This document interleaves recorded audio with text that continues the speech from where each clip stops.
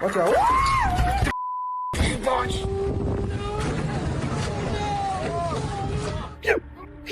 Get the out! No! Estás mexendo bem? Aí, ó. Run! On February 2nd, 2023, in Australia, a family was having a relaxing day on the water. While a young boy swam near the boat, holding a fish to give to his father, a sudden and terrifying event occurred. Good day. In the water. Manny, show me what you got. His father reacted immediately, pulling him to safety just as the shark disappeared, as suddenly as it had appeared. The boy was fortunate, sustaining only a small bite on his chest, but the outcome could have been far more serious. A group of people was out on a sailing trip when something truly unsettling occurred.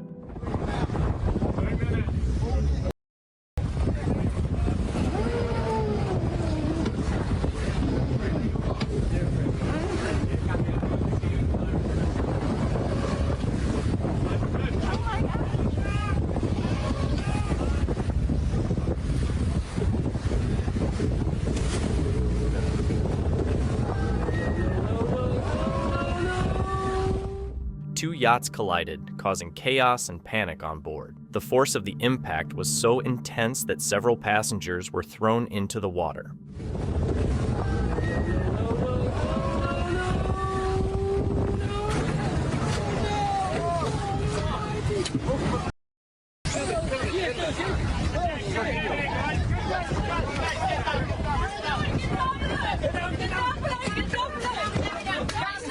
Let's just hope nobody got seriously hurt in the accident. In Africa, a fisherman experienced a terrifying moment while casting his line into the water. Anticipating a typical catch, he was stunned by what he pulled in instead.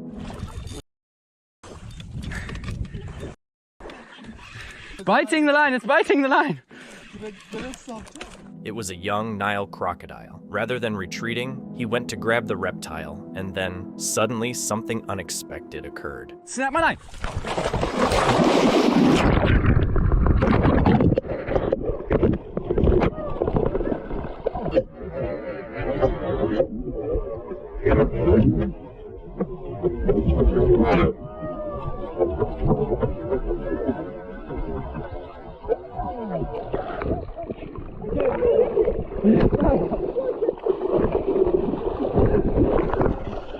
Help me, jump out! Jump out! Come on, there's a hook on it. Hey!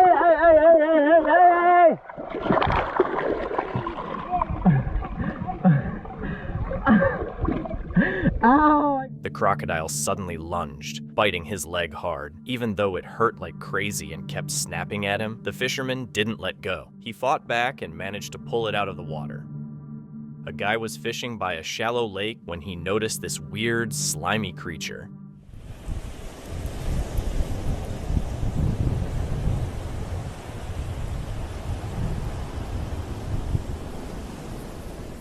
It looked squishy and rubbery, constantly changing shape, almost like an amoeba. It even seemed to have a mouth, but no teeth. Some people suggested it might be a giant leech, though it would be the biggest anyone's ever seen. With its weird movements and mysterious appearance, everyone's left wondering, could it be an undiscovered species, or do you have another theory? A group of fishermen was having a normal day on the water when an unexpected guest showed up, a crocodile trying to snatch their bait. Then, all of a sudden, something shocking happened. This is so close, man. Come on. Watch out. Man. Fortunately, both the fisherman and the crocodile came out of the encounter unharmed. While floating in the ocean, a diver captured something incredible on film.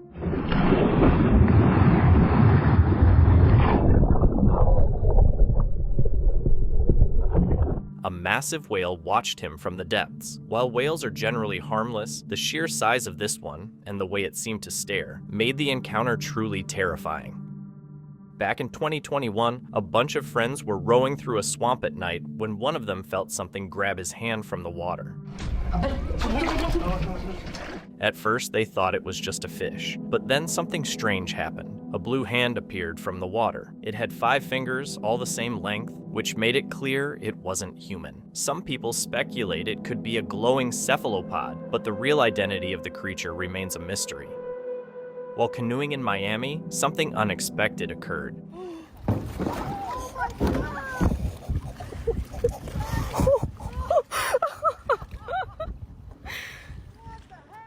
A huge leatherback turtle bumped into their canoe. These are the biggest sea turtles, growing over 7 feet long and weighing up to 2,000 pounds. Luckily, the canoe stayed steady and nobody got hurt. A Reddit user shared a creepy video of a group of boys hiking at night. While walking along the trail, they spotted a man standing in a cold river. Crazy, my guy, you scaring people like that. His presence was strange, especially since it was dark and freezing. Suddenly, the man stood up and started walking toward them. Scared, the boys ran away. Just get out, bro. Just get out.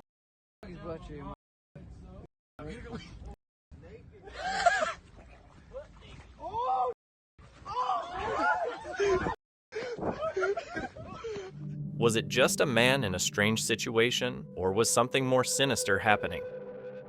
These friends were just enjoying a relaxing day of fishing when this happened.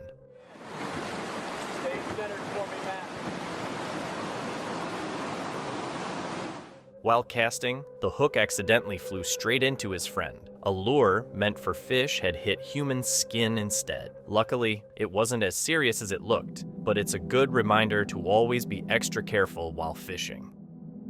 A live oarfish was found on a beach in Mexico, an incredibly rare sight since these deep-sea creatures rarely appear at the surface alive. What are you doing? What are you doing? That's an oarfish. They've almost never been seen live. They live a mile deep. Let's come up here. Oarfish, usually living as deep as a kilometer below the surface, are still largely a mystery to scientists and are often surrounded by folklore. Some think they show up as signs of impending disasters. Although there's no scientific evidence for this, the notion continues to captivate people. Found alive, the fish was taken to a marine biologist, providing a rare chance to learn more about this elusive creature and its deep-sea habitat. While fishing in the Florida Keys, a man spotted something unusual in the water. As he cast his line, a pale bluish figure seemed to glide beneath the surface. Unsure of what it was, he quickly began filming. The creature moved smoothly past his boat, and he managed to capture a few seconds of footage before it vanished. Although the video is blurry, the shape is still visible, sparking debate. Could it be a mermaid or just a hoax? While kayaking on a river, this creature suddenly appeared.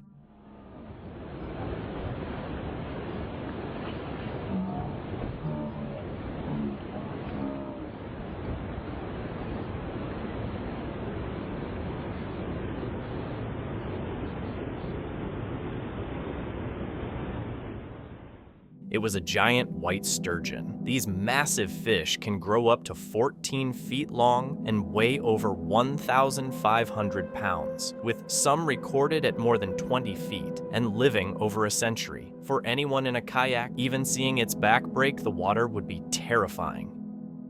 Back in 2008, a group of friends was on Oregon's Upper Mackenzie River when they accidentally filmed something strange, a large, Bigfoot-like figure walking on the left side of the shot.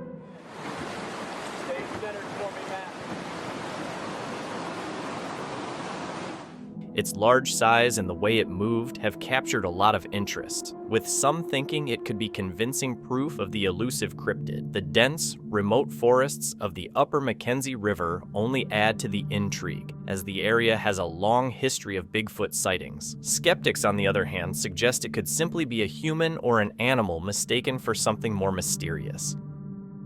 A kayaker paddled into a swamp at night and recorded a strange, continuous noise.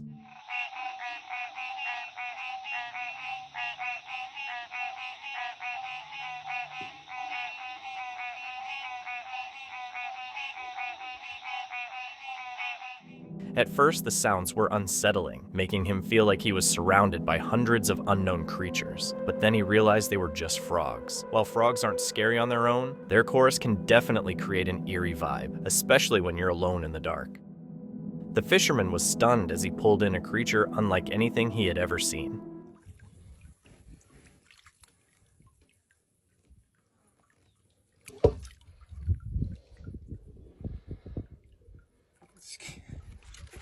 Dude.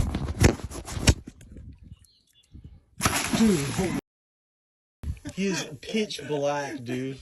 That's the craziest. I've never seen one that dark. Dude, I have to get a hold of him. Do you want to net him? The creature looked like a mix between an alligator, an eel, and a fish. Curious about his strange catch, he did some research and found out it was a black alligator gar, a rare sight that most people never get to see, let alone capture on camera. A man was fishing in the ocean when he spotted something unusual.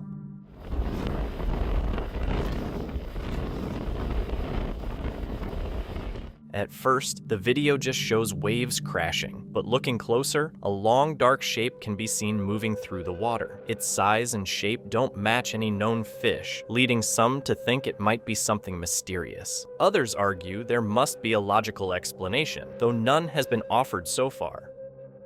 While enjoying a quiet day at the lake, a fisherman came across something truly disturbing, a pleco fish swimming without its head. The damage to its snout might have been caused by a snapping turtle, a predatory fish, or even a motorboat. Thinking he'd found a zombie fish, he grabbed his camera to record it, but soon realized the fish was probably still alive, as its brain and gills seemed intact. Sadly, without a mouth, it would struggle to feed and likely wouldn't survive for long.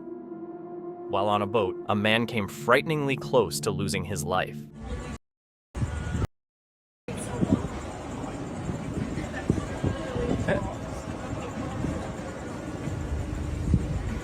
Fatsa. Whoa!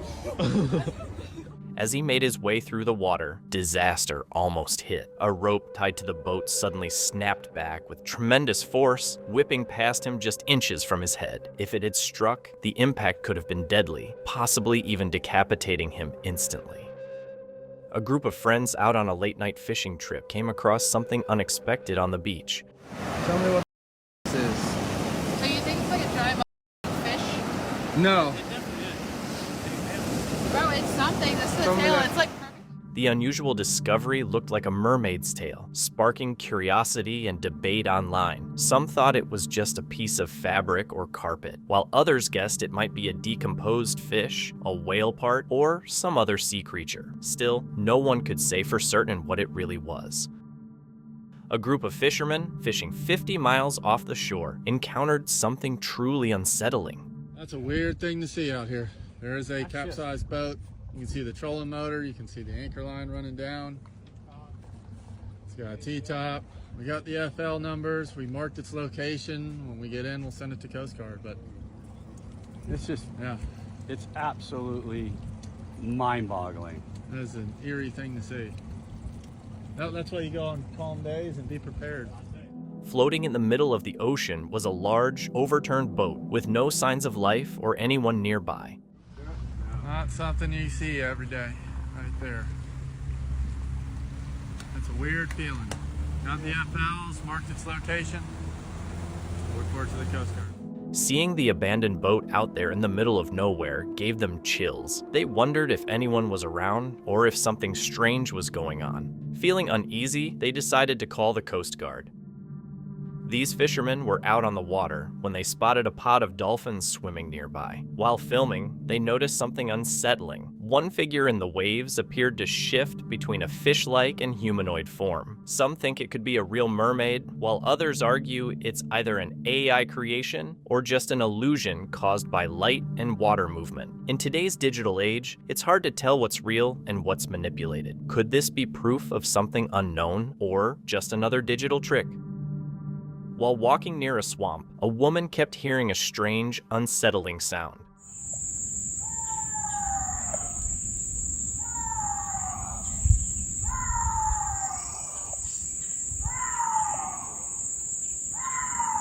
What is that?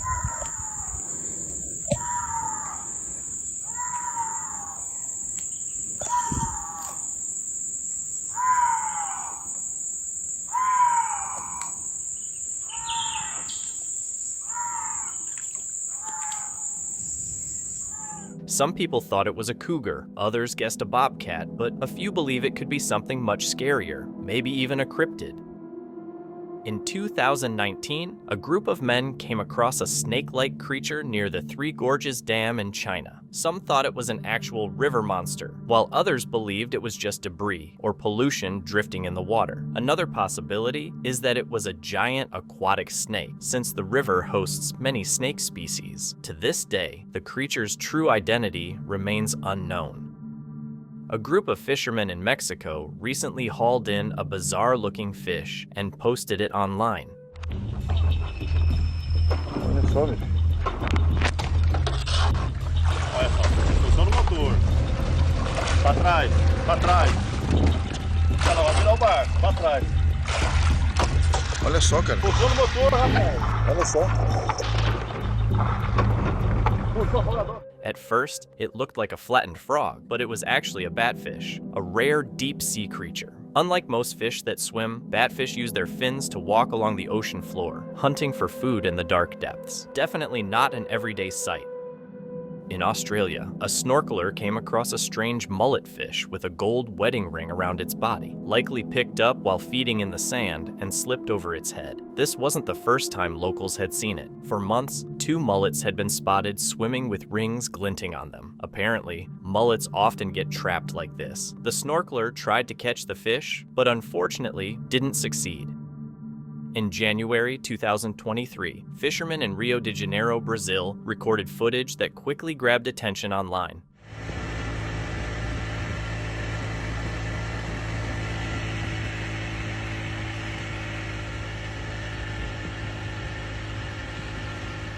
The video captured a mysterious, dark creature with glowing eyes jumping out of the water repeatedly. Some suggest it might be a pinniped, a seal known for its curious nature. Pinnipeds can swim up to 40 kilometers per hour and are often spotted near boats. While this seems like a reasonable explanation, many people aren't convinced and believe the creature could be something entirely unknown.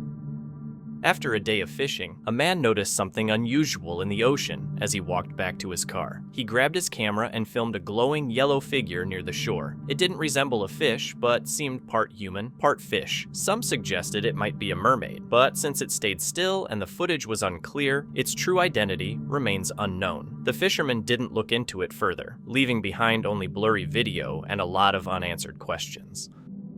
A group of fishermen went out for a routine trip in the open ocean, but stumbled upon something unsettling. We're like 10-15 miles offshore. What we find here. Somebody tried making it to the US. That's insane. Hit it like you hit the sandbar. A migrant boat was found abandoned, drifting 15 miles out in really deep water. People wondered, had the passengers been saved, or did something else happen? The ocean keeps a lot of secrets, and this empty boat is a grim reminder of the risks people take searching for a better life. What happened to those on board? No one knows. While fishing along the California coast, a beachgoer spotted an old jar buried in the sand. Curious, they pulled it out, only for a tightly wrapped object to slip from inside. After sharing their find online, the response was far from lighthearted. Many thought it resembled a cursed item, often tied to black magic rituals meant to trap negative energy or bind spirits. According to superstition, disturbing such objects could bring misfortune or even supernatural trouble. Viewers urged them to rebury it or perform a cleansing ritual. Hopefully, they did just that. A group of fishermen was checking the brush, thinking an anaconda might be hiding nearby, when out of nowhere, the huge snake appeared, showing off its massive size.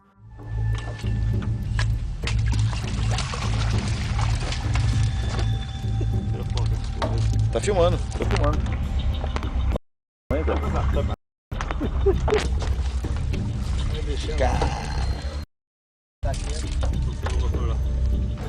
Olha o tamanho, cara. Não, ela não. Ela não ataca, não. Da faca. Olha só o tamanho. Olha aqui, cara. Funciona o motor. Caralho, olha. Funciona o motor. Olha só, velho. Olha só, funciona o motor. Pra trás, pra trás. Ela vai virar o barco, pra trás. Olha só, cara. Funciona o motor, rapaz. Olha só.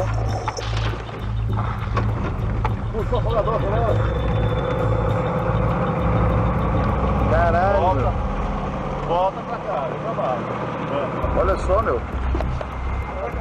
Realizing how dangerous it was, the fishermen quickly decided to back off. A severe drought in Texas has caused the Paluxy River at Dinosaur Valley State Park to dry up, uncovering an incredible find: ancient dinosaur tracks. Most of these prints were made by Acrocanthosaurus, a giant theropod that lived around 113 million years ago and had long been hidden beneath layers of sediment and water. The extreme drought has exposed these exceptionally well-preserved footprints, giving scientists and visitors a rare opportunity to witness direct evidence of creatures that walked the earth millions of years ago. Two men were fishing when one noticed someone appearing to stand on the water. As he got closer, he realized it was just another fisherman standing on a tiny, capsized boat. Only you were on it? How long ago did you capsize?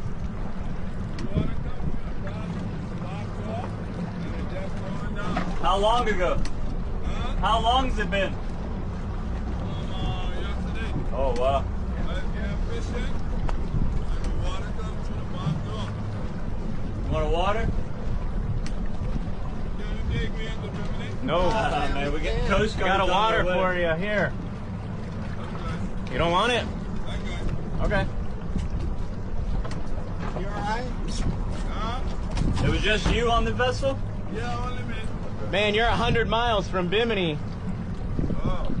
This is South Florida. Yeah, you're off Boynton Beach or Boca right now, man. No one help me. Everyone fasting. Coast Guard's coming. You want a water? Yo. Huh? You want a water? Okay.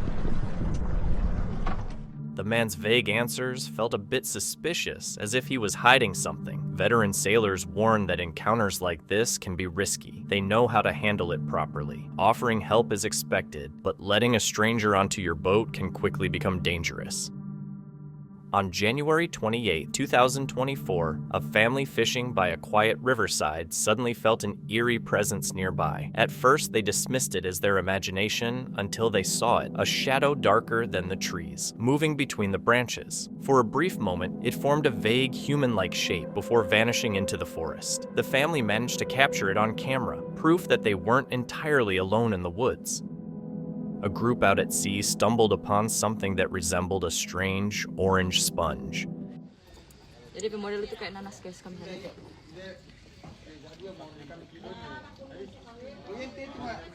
Lucu tuh model, nah DP bawa kami lihat ya bagian guys ya. Tuh.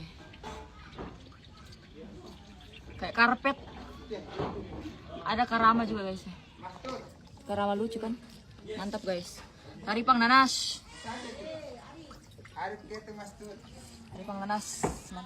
Its exact identity is still a mystery, but it posed no threat. A woman even touched it all over with no reaction or effect. If anyone knows what this unusual object is, please share.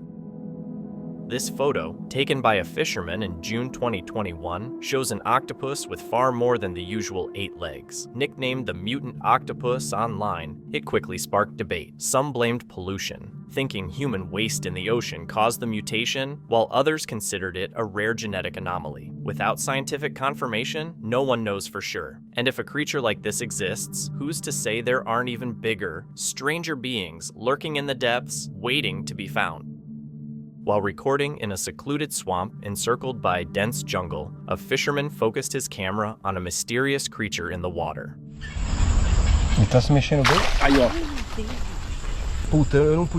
Out of nowhere, a huge crocodile snapped its jaws just inches from him. Even though that was super risky, the fisherman didn't seem fazed. He probably knew these animals well, and even got another close-up shot of it on camera.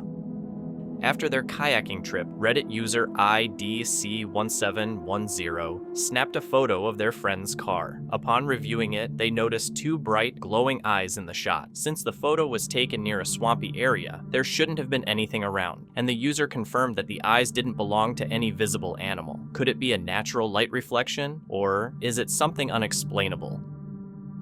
A man was fishing alone late at night when he suddenly heard something. Here for about an hour. So it was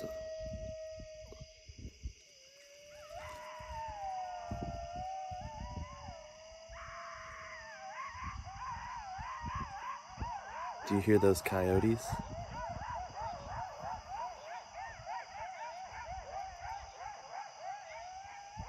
I've never heard them that close.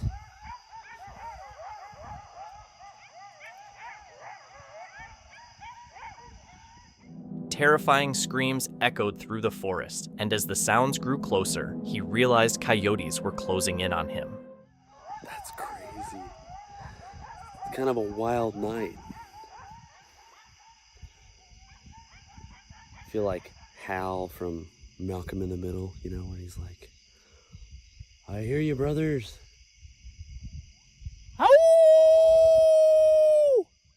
Despite the eerie surroundings, the fishermen stayed unfazed.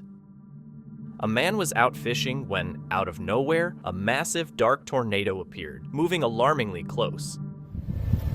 There is a tornado, like, right near me. Do you see this? We're still catching fish.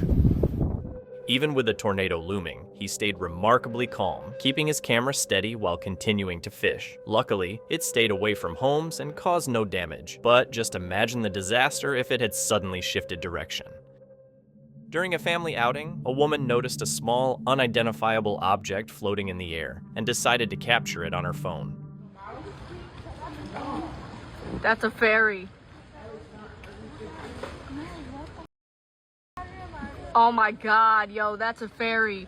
I'm recording this with an iPhone. I'm here with my family on a vacation. Not on a vacation, I'm just here because of my graduation. I just graduated and I'm seeing a fairy in real life. While she thinks it might be a fairy, others argue it's more likely a leaf or some dust caught on a thread. Still, since she saw it firsthand, we can't entirely rule out the possibility that it was something truly unusual. While on vacation, a young man from Japan was filming a river where he planned to go kayaking. In his video, something unsettling appeared, hands rising from the water, gripping the concrete edge of a nearby bridge. The positioning of the hands made it seem unlikely that anyone was actually climbing out. Strangely, he hadn't noticed anything unusual during the trip, and only saw the eerie sight later when reviewing his footage. A group of men was fishing when they caught a fish with unusual features. It looked like a catfish, but its most striking trait was a bulging stomach. Despite centuries of ocean exploration, much of the deep sea remains uncharted, leaving room for the possibility of undiscovered creatures. Whether this fish is a new species, a genetic mutation, or something else entirely is still unknown. A group of fishermen was out on the water, while one of them stayed behind to fish. Just as he said, he was too tired to make it back to the boat, and they saw this.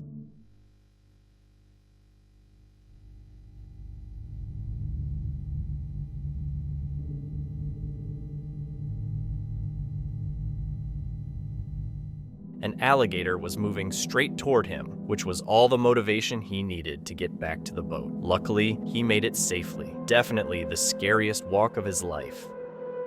While on a fishing trip, this man caught something strange on his trail camera. For 3 nights straight, a tall, thin, white figure showed up in the footage. Strangely, the dogs never reacted. If it had been a person or an animal, wouldn't they have barked? There was no obvious explanation, no pole, no object that could cast such a shape. Paranormal activity or just a weird trick of the light. What do you think? This group was out magnet fishing when they came across this. When we find objects that aren't super magnetic, we use a grappling hook to grab onto the object in order to be able to pull it up out of the river. This stinks. They found a heavy black suitcase submerged in the lake. At first, they worried it might contain something sinister, maybe a body or illegal items. Okay.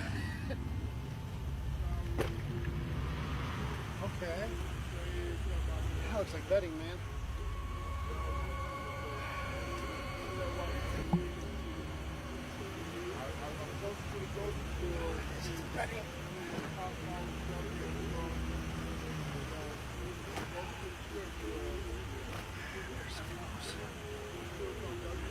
Smell a bed in here. Shirt, bra, a shirt, some Rugrats underwear, a black bra. Is there anything in this? To their relief, it only contained old, muddy clothing, nothing remarkable. Although harmless, the discovery sparked curiosity about the bag's history. Some viewers speculated it could be evidence from a crime scene, or even someone discarding a victim's clothes in the lake. While fishing at Lake Nompehuan in Nuken, a group of fishermen spotted strange activity in the water and decided to film it. Some locals believe it could be proof of a hidden lake monster from local legends, while others seek a more rational explanation. Even now, no one has a definite answer, leaving people to wonder what might be lurking beneath the lake's surface. While out fishing, a man pulled in a truly captivating catch.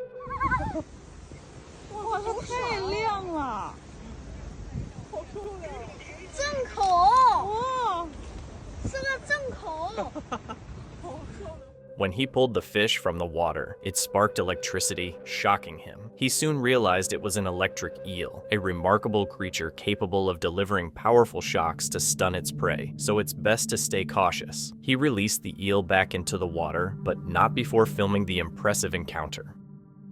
While at sea, a man captured a video of a massive fish swimming near his boat. As it got closer, an unusual orange glow appeared from within. Some believe it was just a reflection or edited footage, while others suggest bioluminescent bacteria might explain it. However, the clip seems strange. After multiple viewings, it almost looks AI generated. The way its shape changes and some details disappear just doesn't make sense. While cleaning a lake, a man noticed something strange beneath the water, a discovery that was both surprising and unsettling. I don't know if you can see this, but that looks like a skull. And I am freaked out. I was cleaning up the lake and I come across this skull. And I want to believe that it's fake, but I'm just about to pull it out and see. Unsure if it was real, he decided to pull it from the water before contacting the authorities. After several tries, he finally managed to get it out. I had trouble getting it out, but I finally got it out, and it's plastic. Look how real that looks. Luckily, it ended up being only a plastic skull. While visiting friends in Webster, a woman took a photo at their cabin near Pike Lake and, to her shock, captured something truly terrifying, a shadowy figure in the image. She noted that no one was around when she took the photo, making it even creepier. Known as a skeptic who doesn't fabricate stories or images, her account carries credibility. Could she have really captured something extraordinary, or is there a simple explanation for it? A group of fishermen got a shock when one of them spotted movement in the river.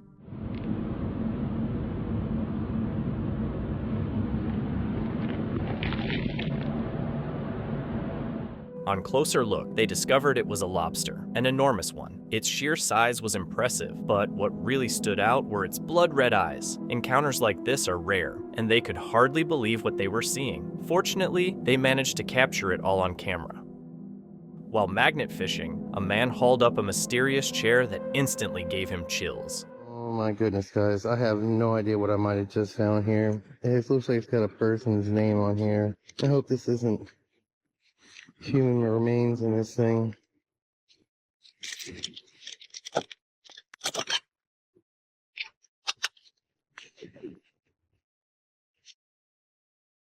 There's a picture of someone, first name, I don't want to say it, but last name, Calhoun, is the last name.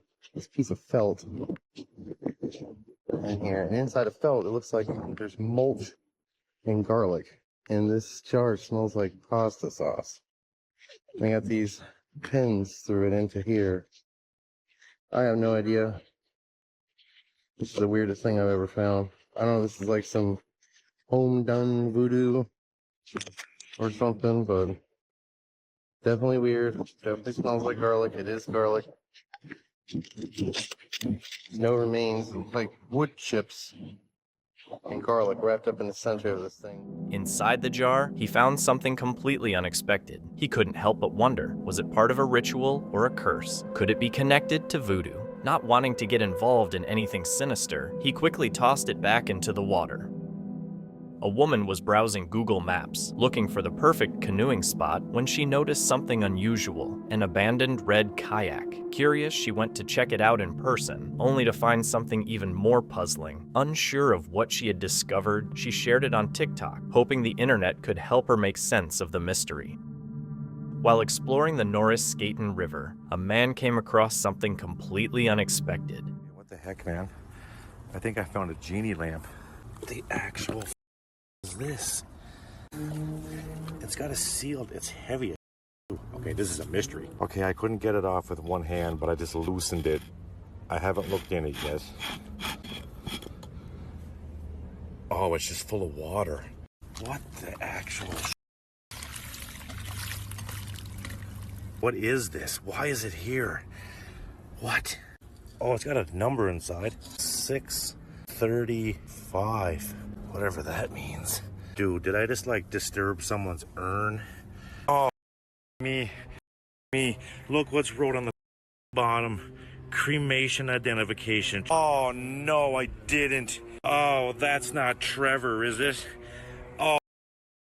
Dear Father, I have returned, and I ask that I may return Trevor Coates to his final resting place.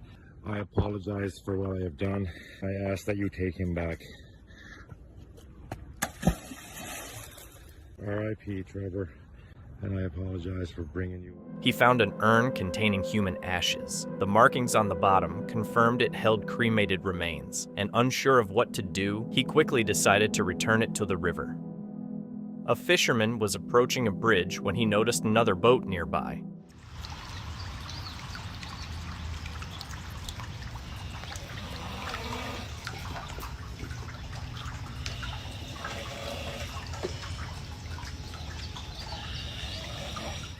A man was lying there, hopefully asleep. He was stretched out, completely relaxed, clearly exhausted to have fallen asleep like that. Would you have gone to check on him or just let him rest?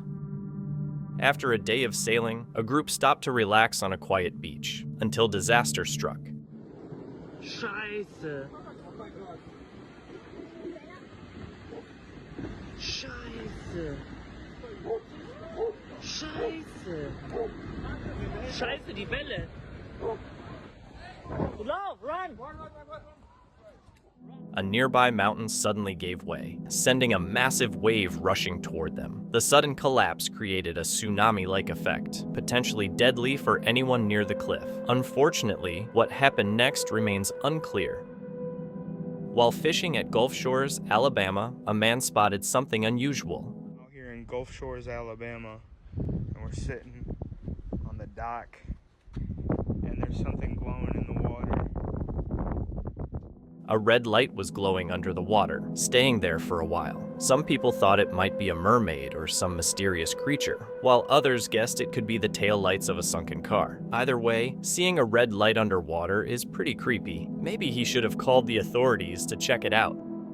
On August 4th, 2021, in Texas, an urban creek hides quietly amid neighborhoods and streets, appearing peaceful on the surface. That day, Ty from the YouTube channel Ty Pig Patrol embarked on an 8-mile paddle, capturing every moment with his GoPro. His channel is famous for high-risk fishing, targeting the largest and most elusive creatures by working in water heated close to 90 degrees. Ty baited massive hooks with carp and mullet, casting thick lines into the sluggish current. Don't look too big. He's not that. Jeez, he's not that bad.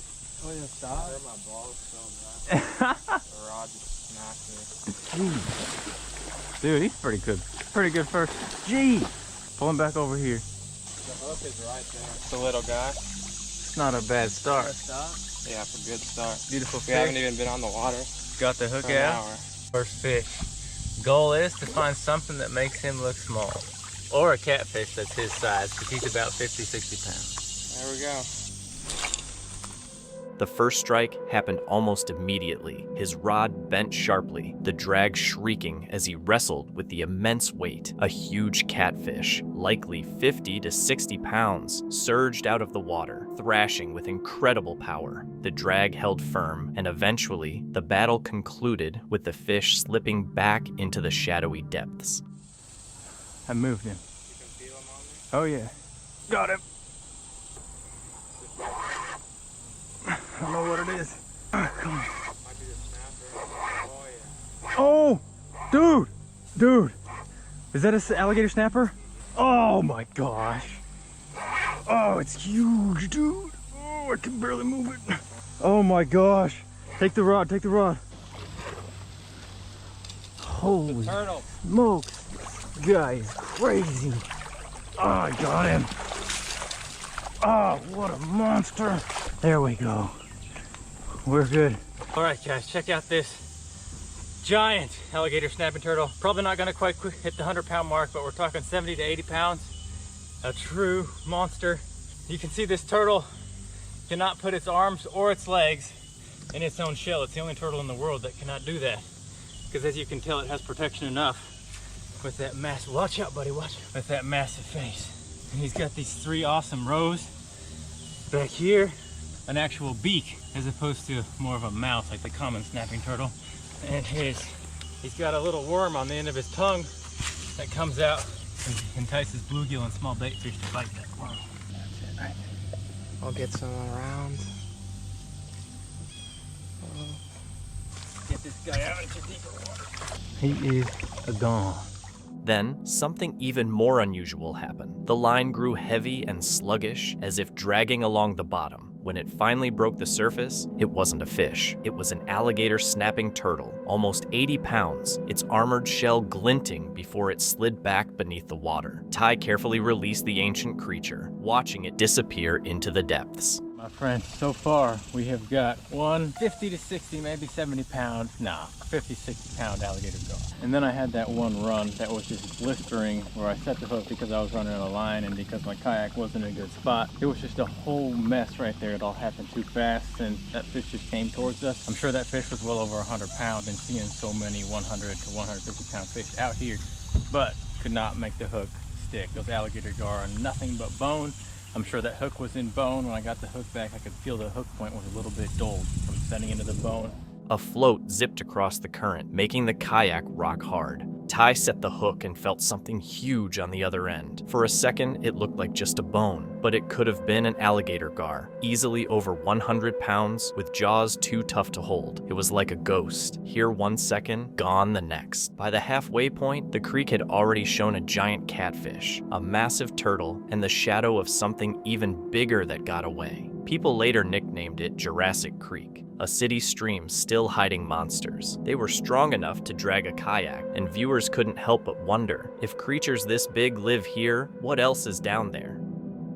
A few years ago, a Reddit user went for a solo walk on the beach during a full moon. At the time, everything seemed calm and normal, but recently, they noticed something odd in a photo from that night. A dark humanoid figure in the bottom right corner. The user was certain no one had been that close, though, of course, it could have just been another person. Campers in Bolivia captured this photo, which at first appears to show a stunning landscape. However, on the far side of the lake, a strange sight can be seen. A semi-transparent figure walking along the water's edge. It seems see-through and casts no reflection, leaving one to wonder, could it be a ghost? On August 17th, 2021, the YouTube channel Briggsy Sport Fishing released a video unlike any before. Normally, the channel features high-energy saltwater trips targeting giant trevally, tuna, and coral trout, along with spearfishing, island camping, and cinematic drone shots of remote reefs and secret ledges. But this adventure would test the crew like never before. Far off Australia's coast, hours from the mainland, they camped by the shoreline after a day of fishing. At dawn, one crew member shone a head torch over the bay, expecting to see their familiar white boat anchored safely. Instead, he saw only a faint white patch, and then nothing but dark water. The $250,000 boat had flipped over during the night. I was in bed, and Danny and Timmy Turtle yelled, "Briggsy, the boat has flipped." That's Danny's Contender. That's a $300,000 boat. $250,000 boat. Upside down. Danny is getting the sat phone going. Is that what's happening? 000 or what? Yeah. Press it. Yeah, you got to talk to them, man. I'm talking. Yeah. Didn't work at all. Huh? No, it says full signal. Yeah. It's got full signal, but it didn't work. It says emergency though. Yeah, I know. I just dialed again. Call rejected.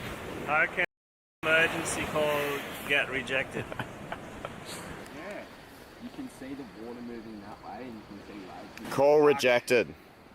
Is that 000? 000, call rejected. Their phones showed a full signal, but every emergency call failed, and the satellite device didn't work. There was no patrol, no nearby ramp, just the roar of the ocean, and the terrifying thought that their only way home was sinking. Panic hit the group. They tried calling again and again, but every call was rejected. With no help from technology, they swam to the overturned boat. One by one, they dove under the hull into freezing water and darkness, with waves pounding around them. Inside a half-submerged air pocket, they felt around and retrieved the essentials: the EPIRB, flares, and a small air horn. Strapping on life jackets and holding the flares, they decided that if no help arrived, they would make the journey on foot. A brutal 10-kilometer trek lay ahead. Massive walk, eh? It's gonna be a hectic walk. Yeah. Beach cuts way in. So much work in the door. Oh my god. It's all headlands. Shoes on. When I woke up this morning, I explained it like it was a sinking feeling. Baby shark. He's scaredy. How's that? We're getting closer to the headland now. We're probably a bit over halfway, then maybe an hour. But we can't see the yacht. We're assuming it's around the corner. We're hoping it's still there. If not, Danny might be pulling his EPIRB. Timmy's going to taste the water here because we think it's fresh water. Salty, little bit salty. Little bit salty. Right, probably just enough salt to put some electrolytes back into you. Oh, we didn't put our shoes on. As soon as we get to that corner, we hope to see a yacht. Oh my god, is there a boat? I can't see one. Timmy, we need a boat. Yeah. Is there a yacht? There's a yacht! Really? Oh yeah, there's a yacht right there. Oh, that's so good, bro. It's amazing. Oh, I was getting worried then, eh? Yeah. Oh, he's really far out, man. Is he? Yeah. He's like way out at sea. What do? Go to that next... Well, we got to go to the beach, basically. All right. We're going to walk the whole way around to the beach before we start signaling. You can't see him, eh? He'd just be under. Timmy, slippery. You right? You got a little wave there, Timmy. This is like the hardest zone, and it was like the last little bit.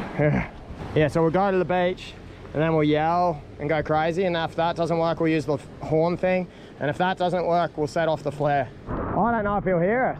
Have you got your lungs ready, Timmy? Oh, I feel like an idiot, but yeah.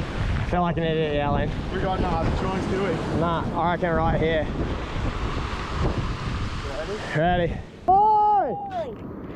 Oi! Hello! You're not gonna hear us. Oi!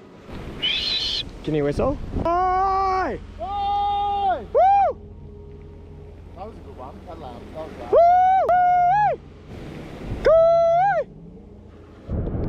We got our arms up in the air. Yeah. You doing the cooies? Alright, we're changing tactics. I don't know how to do it. Maybe block your ear. I can't block both of them. Is it loud? Have you heard of it? I don't know. What's this do? That's the top button. Push it. And then wave it. Oh, wave. Oh, my ear. That's loud. We're just waving our arms back and forth. He was using binoculars to see us. Hope he's so psycho. Yeah, I hope he's chill. Tender's in the water. He's coming. Very sharky. Very fishy. Very sharky. Just go slow, I reckon. No fast movements. Oh, just for a chat. Can we just have a chat? Our boat's sunk. Sunk? Yeah. Oh, okay. I left my bag on the beach, but... Want to go get it? I don't know if you could run us the whole way over. It's pretty far. I'll go at the front. That looks psycho. Oh, I've heard there's noise. I thought it was a bird out there or Tootin'. Graham, anyway.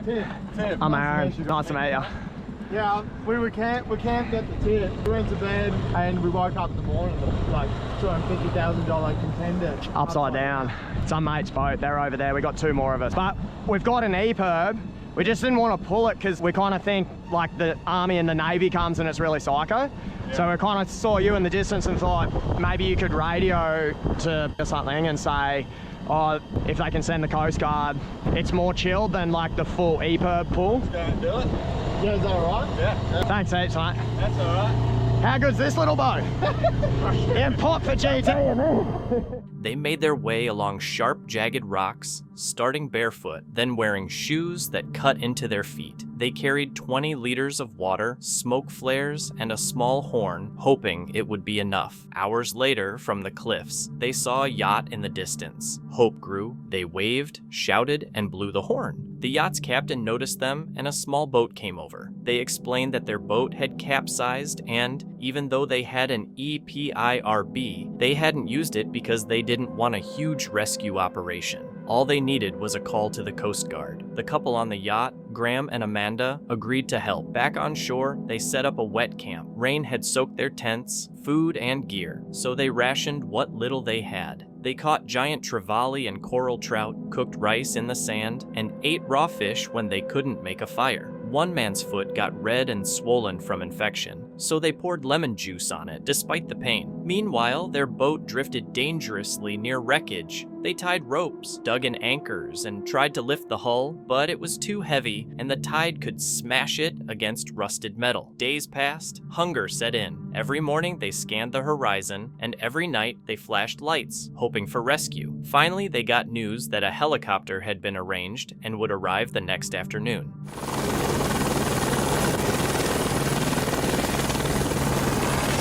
That was so intense. That was so intense. That was mental. There's no way we're fitting all our gear. That's pretty little, bro. 2 Eskies. Yeah, the Eskies are the biggest thing. Then better. Yeah. Hopefully there's enough room for our stuff. Is there like a bit of a zone back there for stuff to go in? We can take 50 kilos. 50 kilos, yeah. Do you want to come look at the gear and just see what you reckon? See how much you reckon? But what about how heavy we are? Yeah, you guys plus 50. But do you, Plus 50. if we're like, I'm 68, does that take into account? And you get a little bit more? Yeah, so I've been talking to Pro. That's why you're Yeah, so I'm super worried by the way. So she just said like you're 4 normal dudes, so I just average you guys at 85, which is probably pretty good. So yeah, okay. Danny's more than 85. What we're going to do is we're going to try and fit as much as we can on the chopper and just see where we go from there. This is really psycho, but it sounds like rod tubes might not fit on the chopper. We have to see. Rod tube test. Oh, it's going to be close. No chance.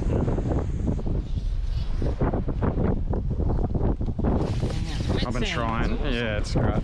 I'm going to go radio them and tell them what's up. Yeah. I'll take the rods back over there. Yeah. Thanks heaps, mate, for picking us up. yeah, thank you. 10% serious. This is true.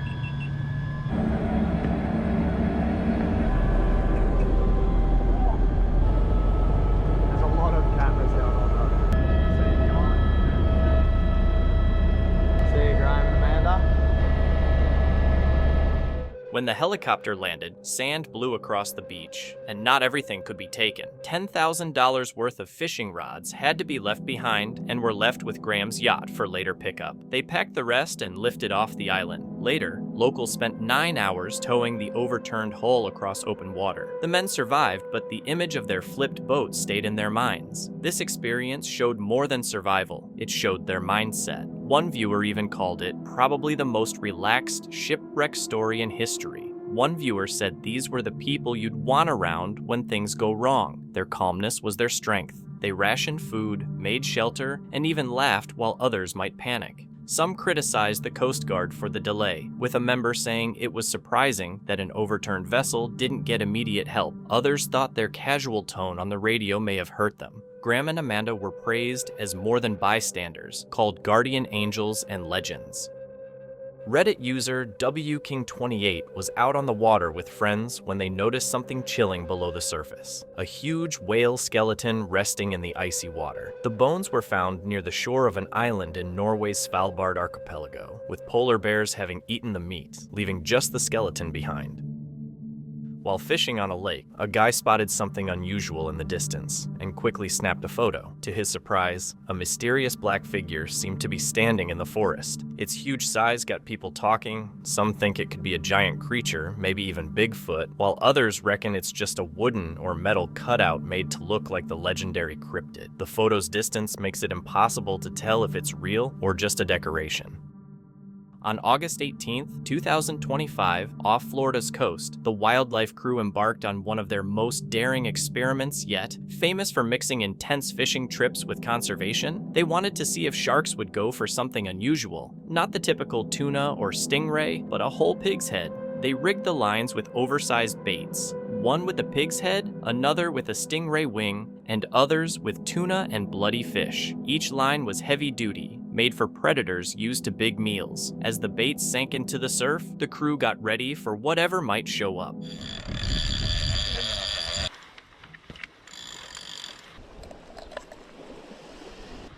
to run, knocking all the way free.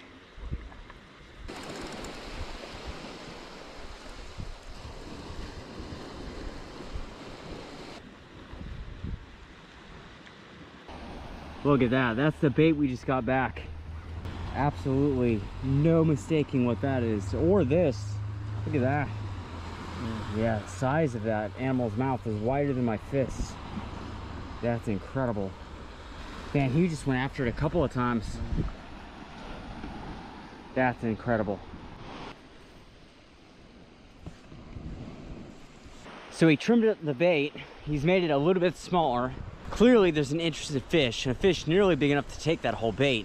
So just make the bait a little bit smaller, hopefully it comes back. Hours dragged by in tense quiet until suddenly a reel shrieked. Line flew out under immense pressure, and when they retrieved the bait, it was torn apart, too big and unusual for the shark to swallow whole. The crew trimmed it down, waiting to see if the predator would return. So we're checking all the baits, and we're bringing them in, we're rebaiting if need be, and probably we're gonna need to rebait on this one.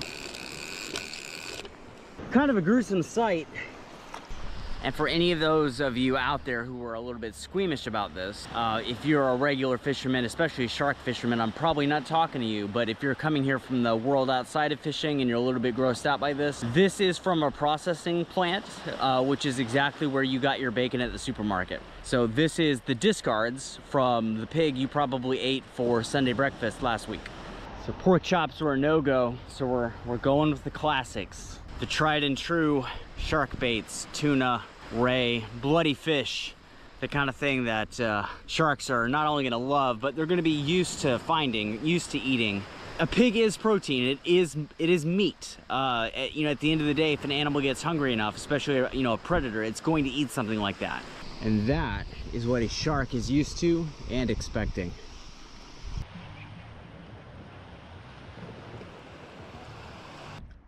Dropping baits in the dark. You can probably just see my silhouette against the sunset back there, but it is very peaceful out here. Even realizing and recognizing what's under the water, it's very tempting to want to just sit here for a little bit, but those reels could go off at any moment, and I want to be over there with my camera if they do. I'm gonna push this up, and then you're gonna hit that handle. Whoa. It's gonna pull harder. Yep. Oh, God mighty. Hammer. Yep. I'm trying. Oh. Good. Oh. Oh.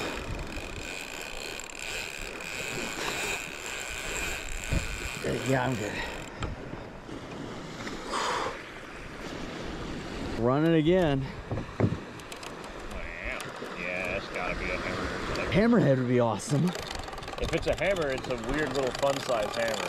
I think it's a really good tiger.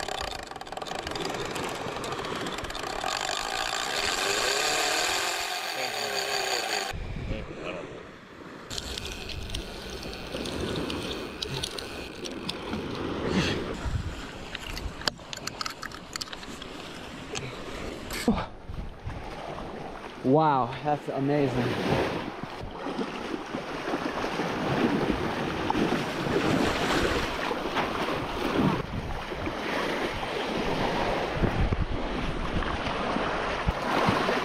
Look at the size of that animal.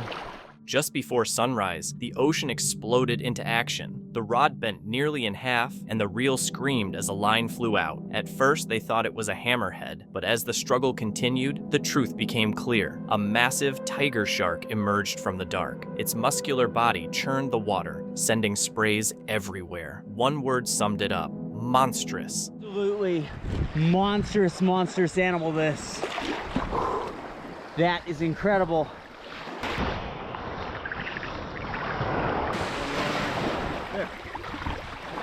Perfect.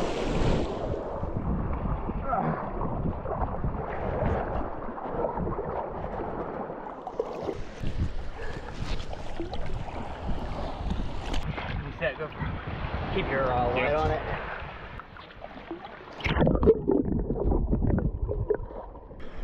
Come on. Oh, there's the first little tail. Okay, come on.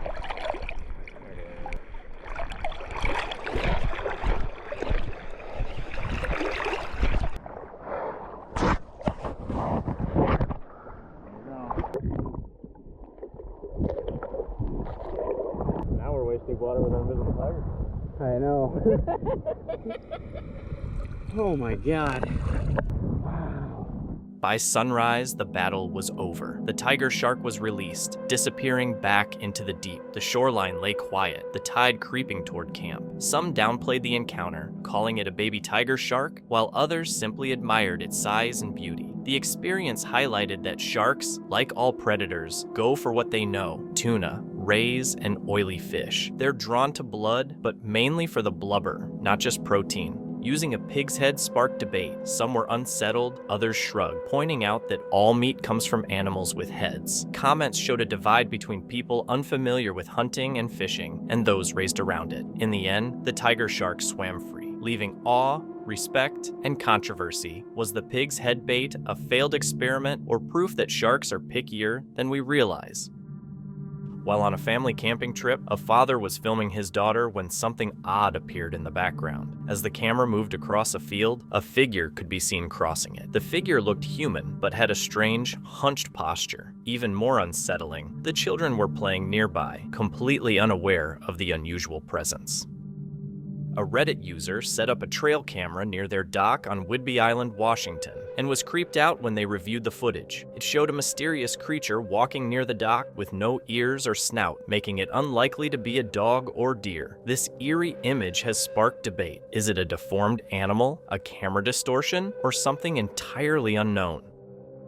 While fishing with her family, a woman snapped this eerie photo. At first, everything seemed normal until they noticed something strange in the tree. A mysterious black figure standing among the branches. A Reddit user who shared the photos mentioned they live on an old country estate in western Scotland, a place famous for ghost sightings and paranormal activity. The estate has a dark history, including tales of punishments for those accused of witchcraft centuries ago, which only adds to the creepy vibe. But the real question is, did they really capture a ghost, or is it just a trick of the light? A couple was spending the day in Fern Canyon, deep in the California redwoods, snapping photos of the stunning scenery. But in one shot, they accidentally captured something unusual, a glowing figure in the distance. They were completely alone, and the canyon's eerie stillness made the sight even more unsettling. Who or what did they photograph? Reddit user Raz2Wag had just returned from a fishing trip when he took this eerie photo, showing a shadowy figure standing on the dock. He insists no one was there at the time, and the shadows look inconsistent, suggesting something paranormal. Skeptics claim he's lying, saying at least 3 people can be seen on the dock, while others have no logical explanation for the chilling image. What did he really capture that night? This story comes from Davies Dash, a Canadian YouTuber known for wilderness camping, ultralight backpacking, and solo survival trips, often filmed deep in southern Ontario forests. On June 7, 2025, Davey went on a minimalist cowboy camping trip along a river, carrying only the essentials and planning to sleep under the stars without a tent. What started as a quiet night in nature quickly turned dangerous. By late evening, Davey was settled in his bedroll by the water, expecting a peaceful night. But that calm ended when he woke to the sound of nearby footsteps. That's where I was sleeping, till the homeless man with damn steel pipes in my camp about 10 feet away from me while I was sound asleep. Like, thank God I woke up before he actually like started battering me with those pipes. Because I'd be in a hell of a mess. I'd be in a hell of a mess right now. And so thankfully I woke up. But where there's one, there's many. I know that. The shock hit instantly. Alone and far from help, Davey suddenly found himself face to face with someone whose intentions were unknown.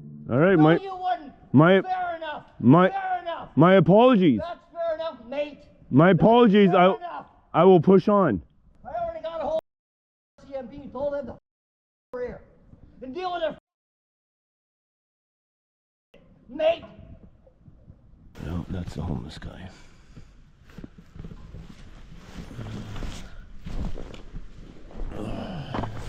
We'll deal with him later. Right now, let's just get out of here. He's all jibbed up or something. And one thing you can't do is ever. So let's go. I have the burst spray on me.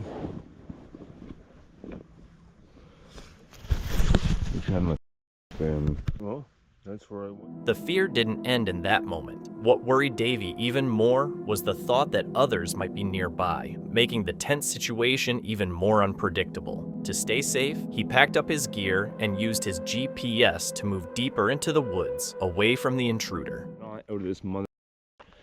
But let's just have a seat. Let's just sit and calm down here for a second. Because I'm not a person that's easy to calm down.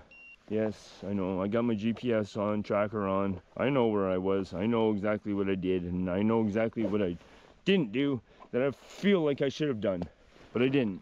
So, anyways, let me get this bag off.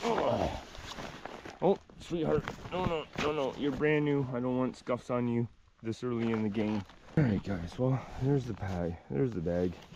Here's me sitting on a bench in the middle of nothing. Oh, coyotes are howling. Do you hear that? All right, I need a second. Wow, I don't know if you can see this in the dark. This looks like there's some critters down in here. This. Well, I think this is home for the night. We'll just come out here just a little bit, give them a little bit of space. And I don't know what these lights are here. I don't know if that's a farm or whatever, but I'm thinking like right here is good. Right here. All right, my friends, well, camp is back set up again. So there's the bag, there's the sleeping setup, and again we have the two tethered together.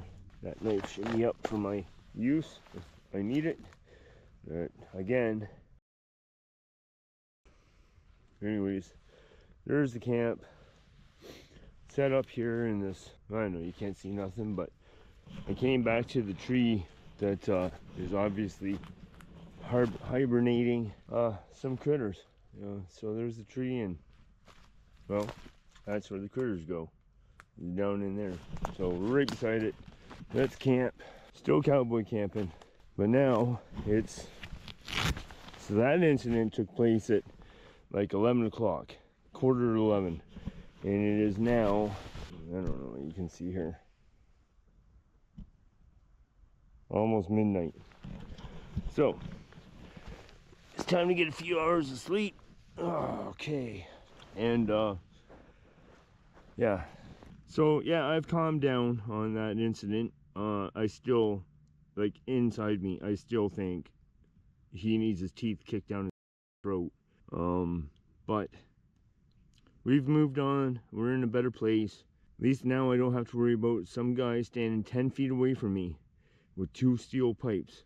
Like, you know, like pipe fitting pipes, like for gas lines and stuff, you know, like the black iron pipes. That's what he had, two of them, one in each hand. So at least now I'm not worried about that. We can sleep peacefully and yeah, just enjoy our night. We just want to sleep outside, man. That's all we're trying to do.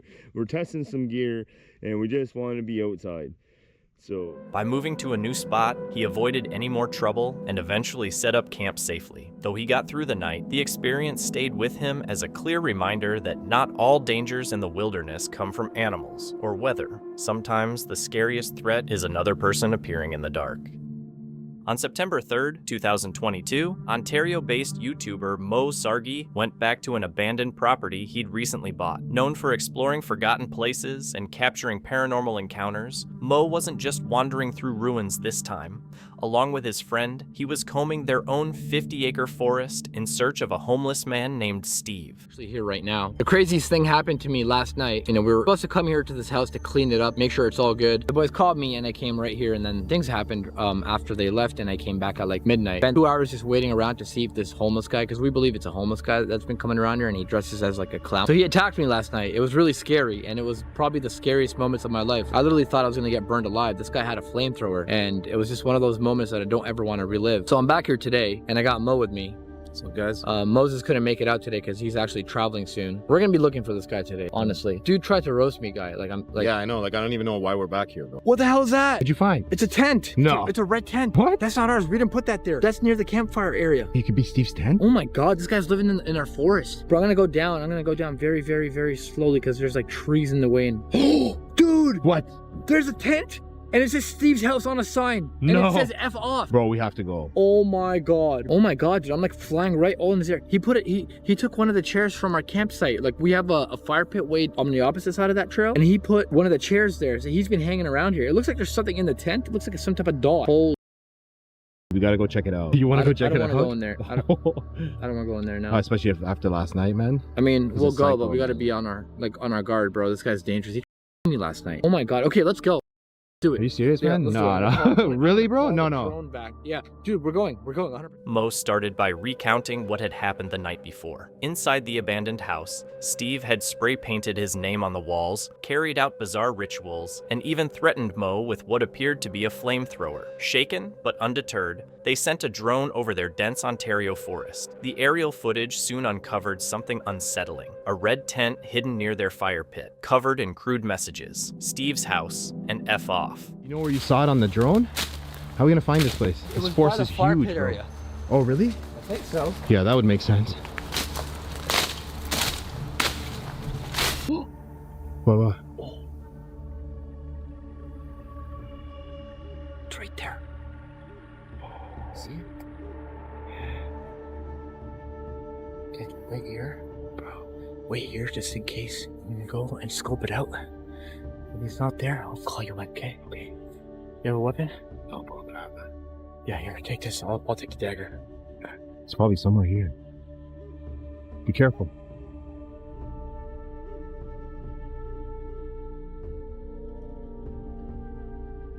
What is this guy, a child? He must be a lunatic, like, honestly. Oh, he's a lunatic. What is this? Dude, he's got a sign up here, Steve's house, off. And over there says F off. And he's got one of our Look at the chair. fire pit chairs. Oh, look what's inside. What is it? Graffiti. It was him. That was it. It was him. He's the one that graffitied the house for real. What is it? Oh my God. He's obsessed, bro. A clown doll, really? Dude, this guy's literally crazy. He's a madman. To have a tent like this, you know what I mean? Yeah. Bro, I don't think we should be here, man. I mean, I agree with you, but we gotta find this guy. Hey, Steve? Steve!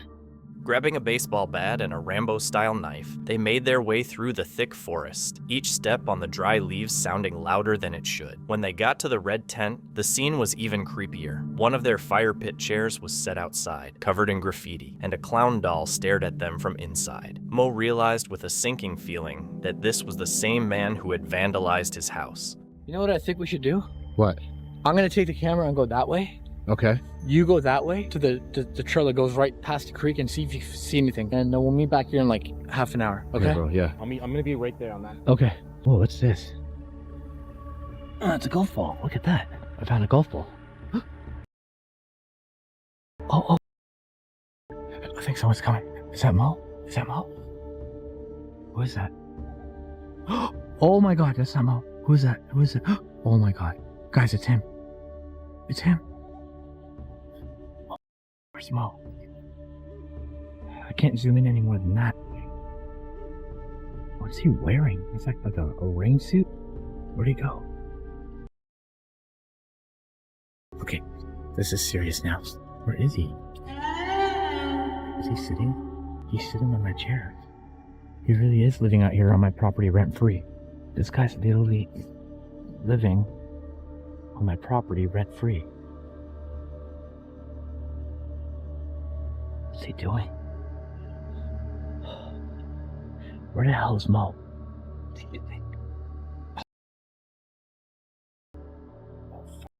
No. He heard something. No, don't come this way. Don't come this way. No! Who is this guy? I accidentally tripped a tree. Yeah, oh, I'm gonna stay behind this tree. Who is this idiot? Oh, he's got the Icon mask on. No.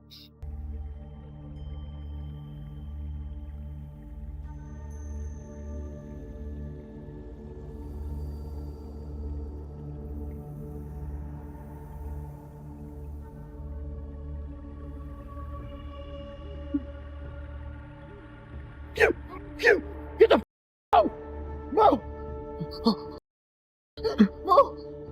Mo! Oh God, no! Oh God, no! Oh God, no! Oh God, no! Where's Mo? Mo went down to the creek. Mo!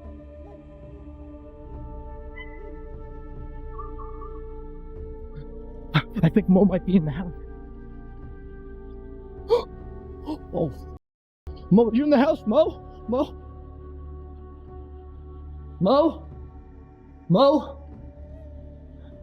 Mo?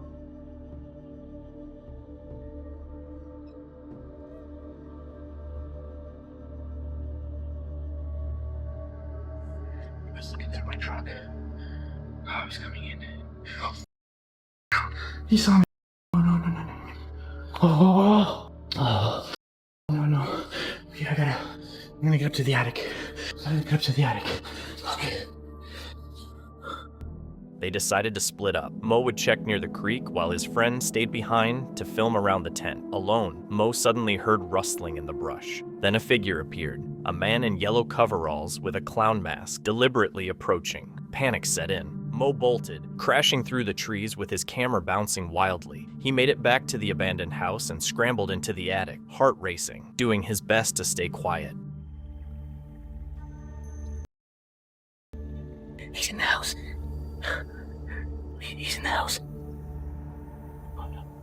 Shit, I'm gonna turn off my flashlight. Come on, turn it off.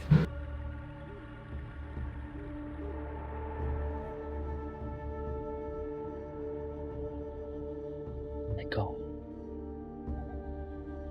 If you can't find me in here, it'll be fine.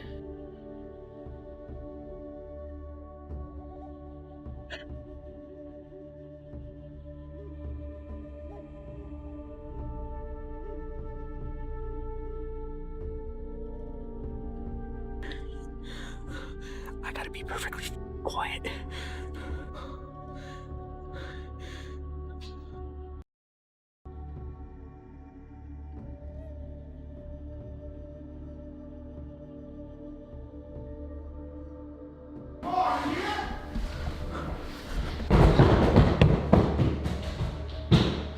He heard Mo yelling out to me. Mo's outside.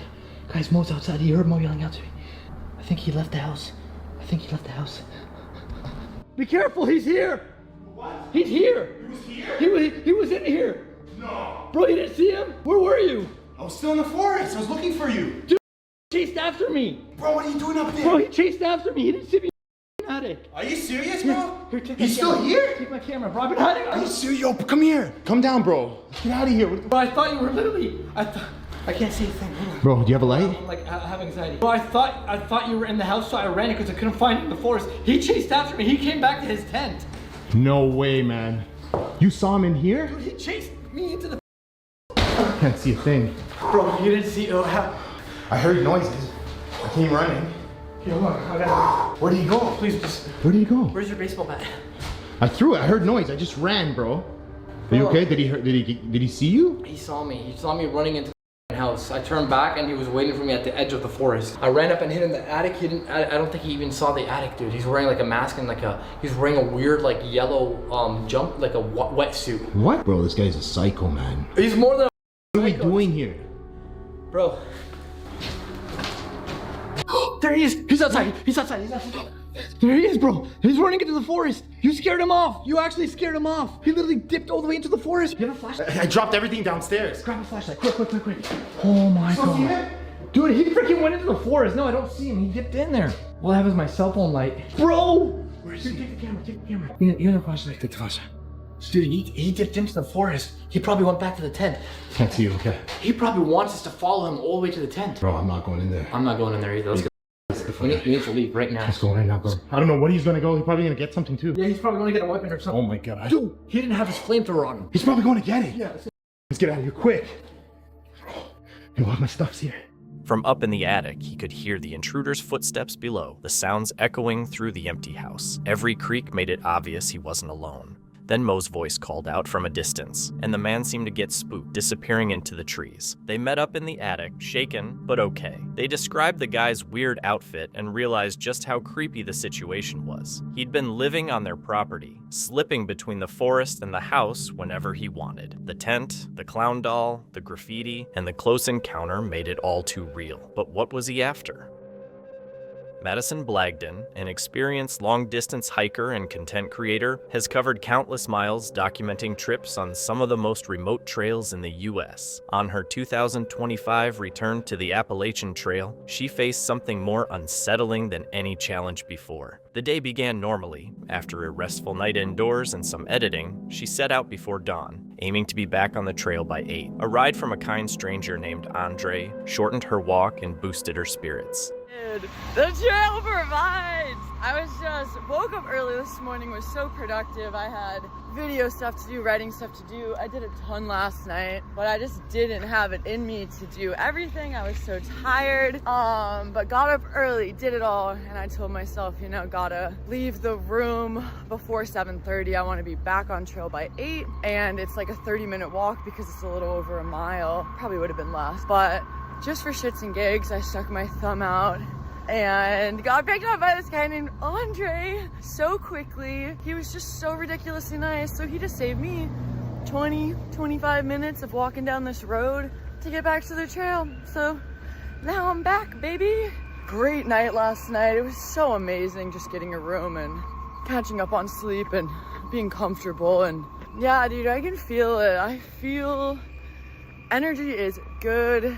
I think all of this change was exactly what I needed. So this is gonna be a magical week. I can just tell, man. She felt rested, full of energy, and ready for a great week. Her good mood stuck around all morning. When she entered Vermont, her 14th state on the thru hike, she ran into another hiker, Sunflower. The trail community showed their kindness. People tried to help her find a lost pendant, and a trail angel called Iceman shared some food and chatted with her, giving her a boost for the climb. Everything was looking like it was going to be a good day.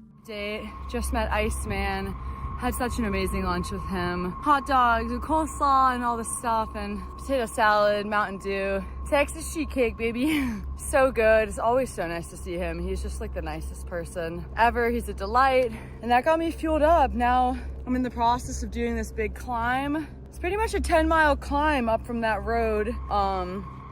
But it's like the steepest to start, and then like it's kind of gradual that I remember the rest of the way. So this will take me to a fire tower and shelter, and then I'll have, I don't know, 4 something miles to go past there to the next shelter.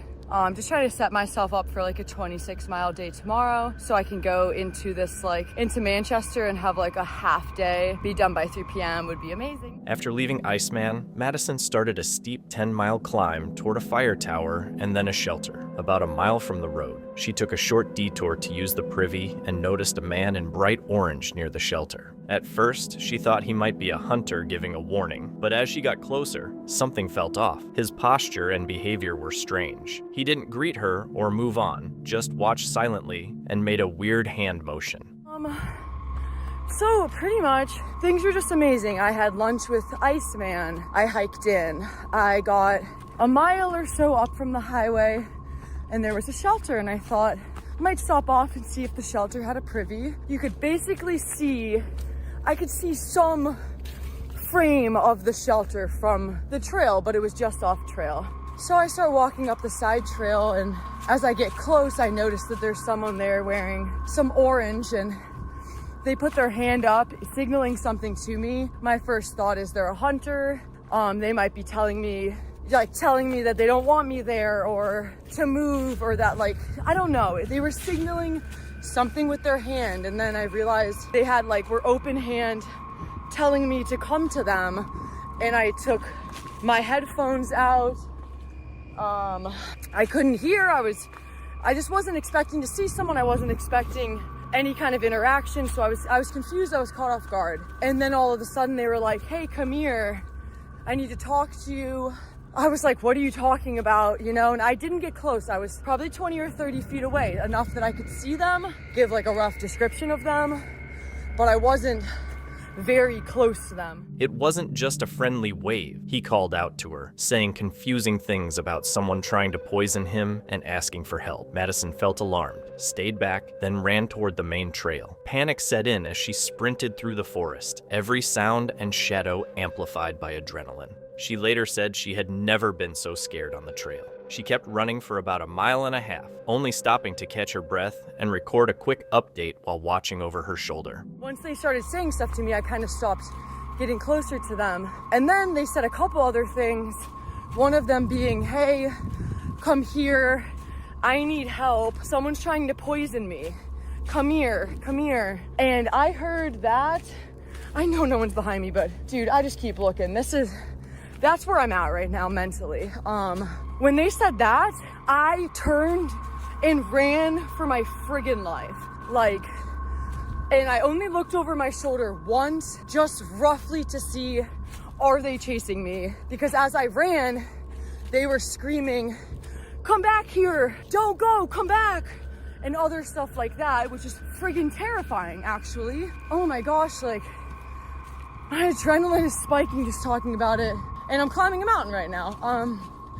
And back there, it's like, I was climbing a mountain at that time. It's a 10-mile climb up from the road. So I run down the spur trail to get back to the trail. I'm kind of smart. I actually cut into the woods sooner in hopes that if they didn't stand up right away, they wouldn't be able to tell if I had gone north or south. So I was hoping maybe they think I went back to the road, like the highway. Maybe they don't know that I went into the woods. In those moments, the feeling of being followed and the man's frantic, confusing shouts made the situation terrifying. Once the adrenaline faded, she explained more calmly. He hadn't physically attacked or chased her, but his vacant stare, strange gestures, and the remote shelter made the encounter feel unsafe. So I called my dad, gave him a rundown of my location, where that had happened, where I'm headed and everything like that. So he can call the police at some point. He already did. He did file a police report. And the police, shocker, don't think anyone is going to be sent into the shelter to investigate, which is crazy because yeah, the guy didn't chase me. So he probably wasn't trying to assault me or hurt me, because if he had wanted to, he could have, because I'm in the woods and I'm alone. But he's clearly some kind of mentally ill. He's having some kind of a breakdown, or he's on because he thinks someone's trying to poison him. So that's kind of like a red flag. So I talked to my dad, went back and forth. I wound up getting like 2 miles away from there. Then all of a sudden, I hear something behind me, turn around, and I'm relieved to see a pretty young guy. He looks quite different than the man did, wearing running gear like he had run in from the trailhead. I yelled over to him and I kind of freaked him out, but I was like, hey dude, like, I don't want to freak you out, but like, I've been running from someone for the last half hour. I'm very freaked out, like, you just scared me. And he was very nice and was like, is it okay if I walk closer to you so we can talk? And I explained to him what had happened, and Yeah, he was a nice guy. He was. She called her dad, gave him her location, and asked him to alert the authorities. A police report was filed, but no immediate search of the shelter took place. After putting some distance between herself and the area, she ran into another hiker coming from the trailhead. Relieved to see someone, she welcomed the small comfort of company. The ordeal left her shaken, worn out, and physically ill from the stress.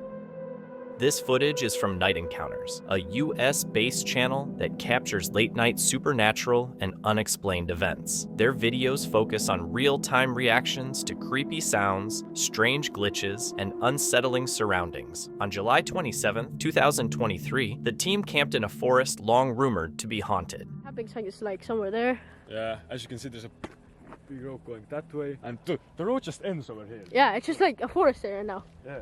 Remember when we went there last time? What happened, bro? Yeah, dude, I remember that. It Bro, was there's so a flashlight. Look. Where's that lamppost? Well. Is that like, I don't know, is Bro, that it's like blurry. a fence or something there? Oh, wait.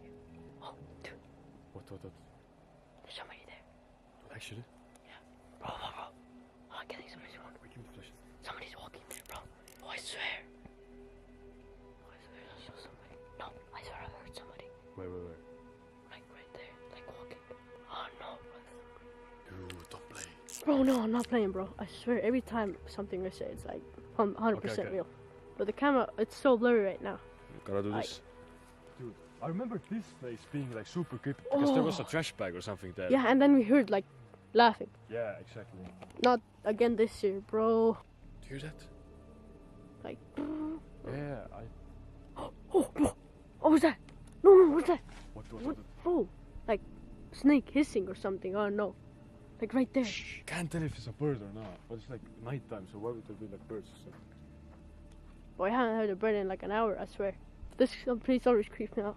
Let's try and keep going. I want to like something to happen for the video. Yeah, but again, not something so crazy that we freaking, you know. Yeah, but at the same time, we're actually out here. Bro. Turn off the light.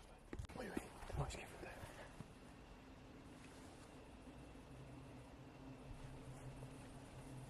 there. It's bro. It could be the water. We're like right near a lake. There's like 50 meters and there's a lake. I don't wanna be here, There's bro. a grill. Someone's been grilling here. Wait, show this place. Yeah, there's a campfire place. Somebody's calling me. Oh, what the? Oh! Dude. There was someone there. Dude, wait, there's a turn off the...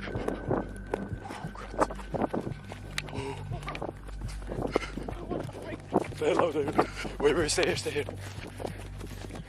Dude, there was a damn bike. Wait, give me it. Dude, the bike stopped. What's the bike stop? Bro. As they followed a seldom-used road deep into the forest, the atmosphere changed. The night was filled with strange noises, laughter, hissing, shuffling, and the faint sound of a bike approaching, though no rider was visible. Their cameras started glitching, and fog appeared out of nowhere, making the tension even worse. Go from there. Let's just walk for a little bit, okay? Alright. That's so creepy, bro. You know what we'll do actually? What? Let's just, since it is already, it's 3:09, we just go, we'll do the Dead Man's Tag, or slash the Devil's Hide and Seek. At 3 AM, pick up the camera. We'll pick up the camera when we find a spot we started at. So yeah, see you then. Are you recording? Yep. Okay. Pretty much, we start the ritual now. Found the place, so. Yeah, it's 3:19 actually. We were running around the area because we saw some weird guys near the water. Bro. So yeah, that like creeped us really out. But pretty much, we're gonna do the ritual called Dead Man's Tag, bro. Dead Man's Tag, or the Devil's Hide and Seek. Pretty much it works like this. We have to find a home place somewhere that we could like return to in case anything goes like super bad. We're gonna choose this tree over here. Yep. See. Looks like Devil's Tree, man. Like Yeah, we only have it's it really near the creepy. house. Yeah, exactly. So now pretty much gonna put our hands on the tree, say some words, and then we'll have a countdown of how much? 60. Let's do 60 seconds. We have 1 minute to hide. I think we'll go somewhere into the woods. Yeah, like there. And then creepy stuff should basically happen. And to end this ritual, we have to come back here, put our hand on the tree, and yell safe, then do another chant, okay? So yeah, let me pull out the chant in it real quick.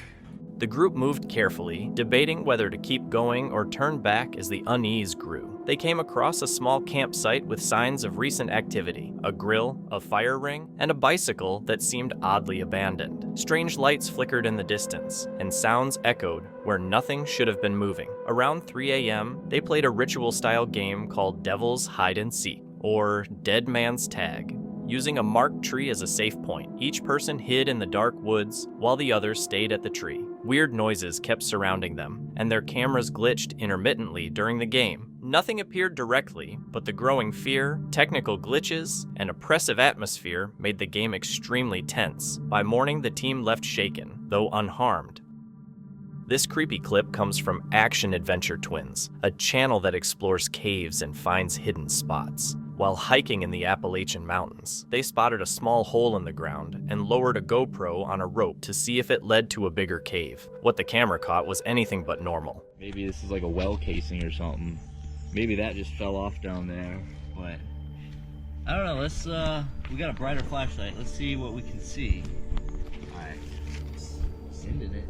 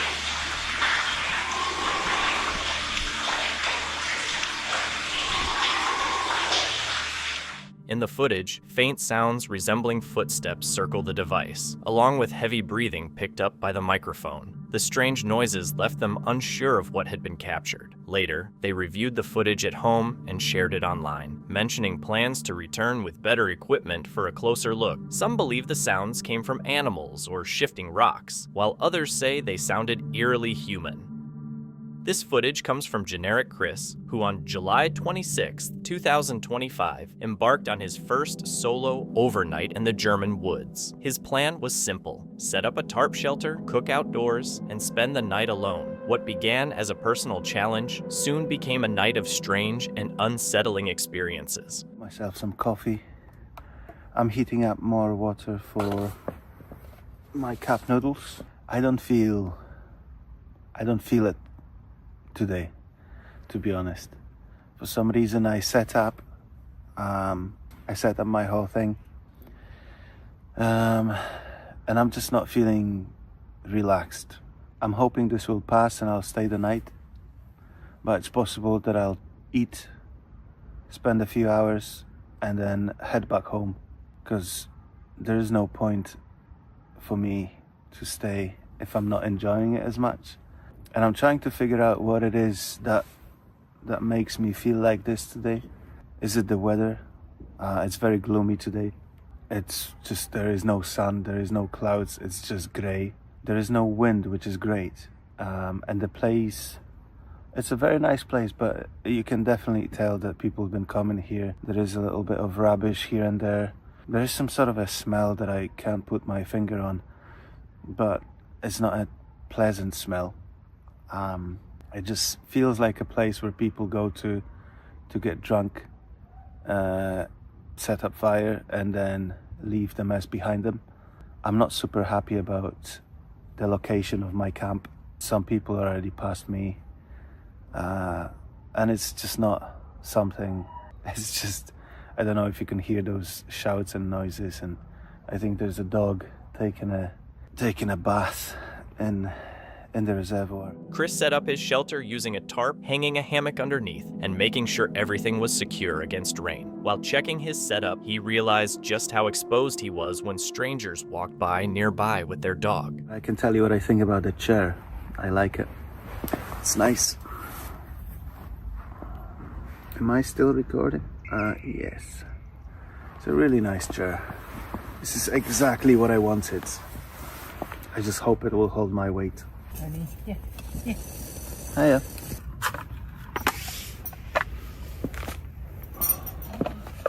So someone just passed me by with dogs. I says hi, and they don't say anything. Strange.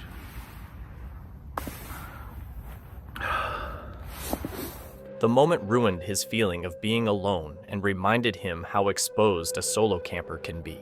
As night came, the forest was full of strange sounds. He told himself they were normal, but the unease stayed. The deeper it got into the evening, the more the darkness and quiet made him nervous, even at 32. Wild boars were the most real threat, but what scared him more was the unknown in the dark woods. Later, while getting his sleeping bag from the car, something stranger happened. He smelled another person, clearly not himself. The thought that someone else might be nearby made him uneasy, and later it felt like someone was moving through the trees around him. Even so, he kept going, cooked a simple meal, secured his tarp, and stayed the night. By morning, he got back to his car safely, saying he would have been lost without GPS.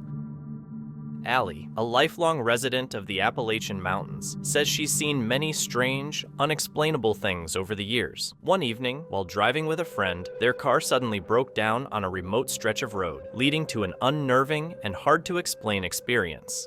We are in the middle of nowhere.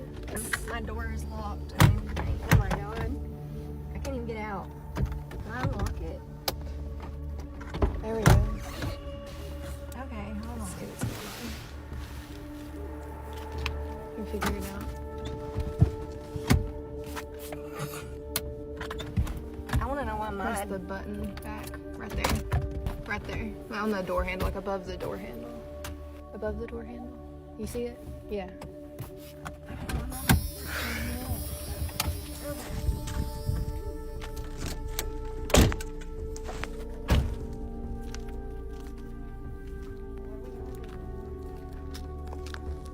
What now? I guess we'll have to walk to the store. Hey. What do we do?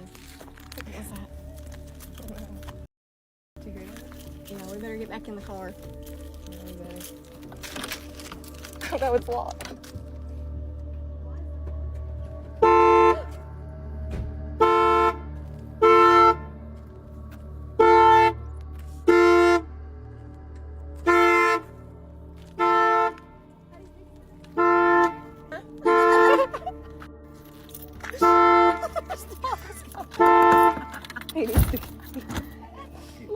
This is scary.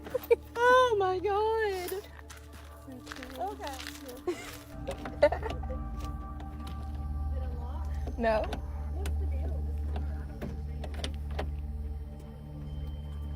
You'll have to unlock it for me. Something weird has happened with this car. What's going on? I don't know. Let's see if it starts. It started. Waiting for connection. Bluetooth connection success. What was that? Ashley, I do not like this. Oh my god. Let's get out of here. Go. Does it run? Is it working? Yes, it is. It's working. Thank God. Things got even creepier as strange noises came from the darkness around them. When they stepped out, a faint voice called to them, followed by a knock on the car window. Eventually, the engine started, and they drove off, but the experience left them shaken. The combination of the car acting strangely and the eerie sounds made it hard to explain. Online viewers have debated whether the footage is real. Some point out that Allie seems to smile through much of it, suggesting it could be staged, while others think her reaction shows someone used to the area's unsettling atmosphere or just coping with fear. In the end, what really happened that night remains unclear. A Reddit user stumbled on something super creepy by the shores of Lake Michigan. A strange triangular slab with what looked like part of a baby's face stuck in it. It had some seriously spooky, ritual-like vibes. Nobody knows what happened after he took it home, but a lot of people in the comments told him to return it, which just made everyone wonder where it came from and what it was for. So, what do you think he actually found that day? Reddit user ArcFam was having a bonfire with friends and family near a Michigan lake when it suddenly started raining. Before going inside, they quickly took a photo of the moon, only to later notice something unsettling, a dark silhouette standing on a nearby dock. The figure appeared human-like, but had a distorted, eerie face. With a graveyard just 2 minutes away and the lake's dark history of deaths and suicides, the scene became even more chilling. Some suggest it could be a person or a camera distortion, while others believe it's something paranormal. ArcFam insists no one had gone to the dock, leaving the question, did they capture something truly unexplained? In Indonesia, the YouTube channel A24 embarks on another bold and unfiltered fishing adventure. Famous for their raw, unconventional carp hunts, they venture into a culvert before dawn, a dark place hiding both fish and unknown dangers. The night is quiet, save for the sound of water dripping through the concrete tunnel. A flashlight cuts across the water, revealing 3 huge shadows gliding beneath the surface. Excitement builds. Oh, lu satu lu, nak lu satu lu, nak lu satu lu, nak lu satu lu, nak lu satu lu, ayo lu, gede nih, dalam ya.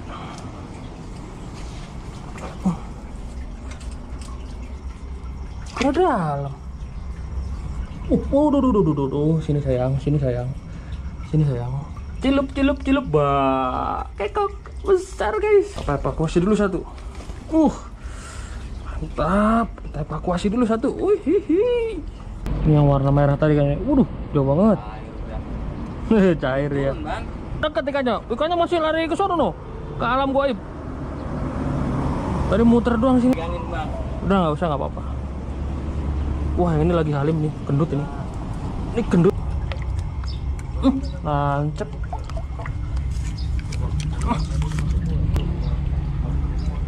Wah, tembus. Alhamdulillah. Wah, ini.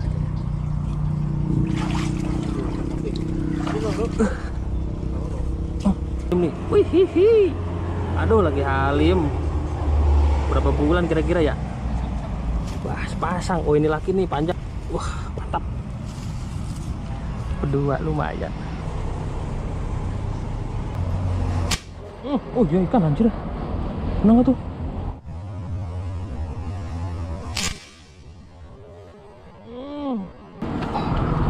Sendalnya lepas.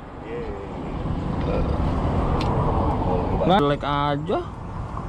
Langsung nyelam. Jangan ke sono. Di sini dulu nih. Di situ. Langsung turun, langsung nyebur. Ya. Sini, kamu batok. Nah, sip tuh. Hah? Ya, lu langsung ngerobok.